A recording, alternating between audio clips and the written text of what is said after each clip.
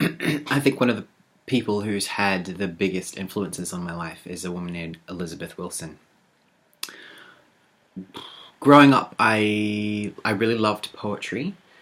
I wanted to be a poet, but my mother sort of talked me out of it. Too difficult to do. And when I was in my last year of high school, my English teacher basically pulled me aside and said, "Look, I'm trying to get this thing off the ground,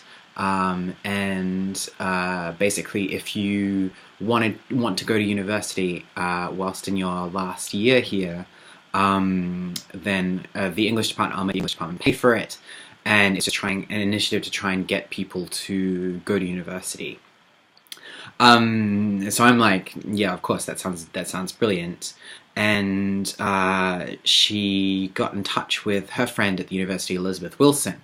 I'll never forget stepping out of my first lecture and her asking all of like us, whatever they called us at the time, asking us to come down the front.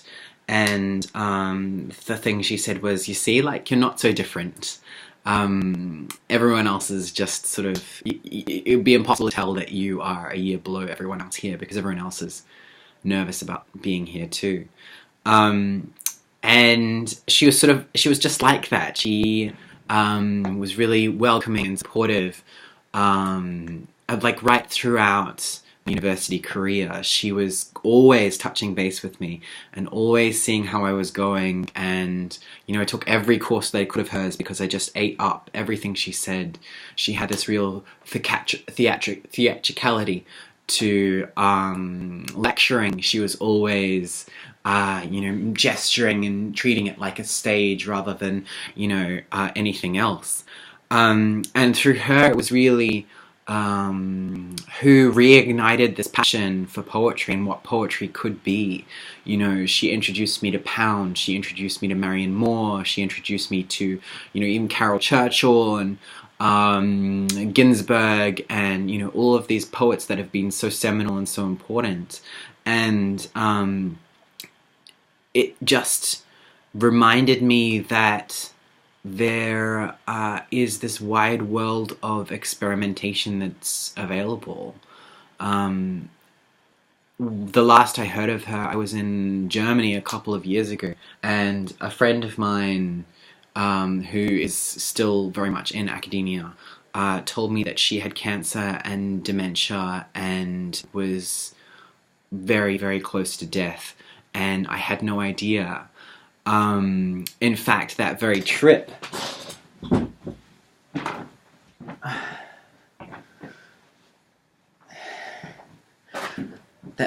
I had bought this, which is a tricorn hat from Venice.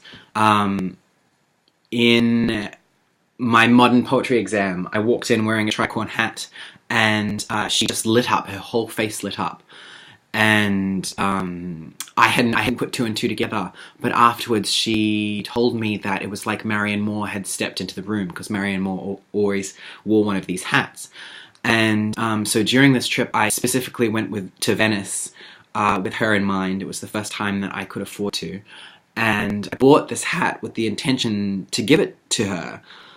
So on the same trip, when I met up with this friend, hearing that she had dementia and cancer and was really not long for this world, I just burst into tears, naively assuming that, of course, she would always be there.